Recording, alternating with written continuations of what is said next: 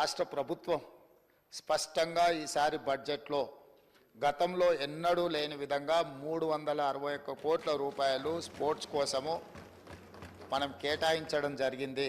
ఆటలలో కూడా రాణిస్తే ఉద్యోగాలు వస్తాయి, ఉపాధి వస్తుంది, ఆ కుటుంబానికి గౌరవం పెరుగుతుంది.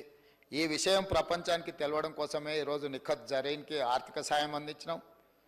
జూబ్లీహిల్స్ బంజారాహిల్స్ ప్రాంతంలో ఇల్లు కట్టుకోవడానికి 600 గజాల ప్లాట్ ఇచ్చినాం. చదువు కంటే కూడా క్రీడలలో రాణిస్తే తప్పకుండా ఉద్యోగ భద్రత ఉంటుందని ఇంటర్మీడియట్ పాస్ అయిన సిరాజ్కు మనం ఇస్తున్న గ్రూప్ 1 జాబ్కి యాక్చువల్గా డిగ్రీ క్వాలిఫై అయి ఉండాలి. మనం ఆ ఎడ్యుకేషన్ కూడా ఎగ్జామ్షన్ ఇచ్చి మరి మనం సిరాజ్కి ప్రభుత్వ ఉద్యోగం ఇవ్వడం జరిగింది. అధ్యక్ష, నిఖత్ జరీన్ గ్రాడ్యుయేట్ కాబట్టి వారికి కూడా మనము గ్రూప్ 1 డిఎస్పీ కార్డర్ పోస్ట్ ఇవ్వడం జరిగింది. తెలంగాణ రాష్ట్రంలో కంప్లీట్గా స్పోర్ట్స్ పాలసీని తీసుకురాదలుచుకున్నాము. స్పోర్ట్స్ స్టేడియంలను కూడా ప్రోత్సహించడానికి ఈరోజు ప్రభుత్వం దాని మీద ప్రత్యేకంగా దృష్టి పెట్టిన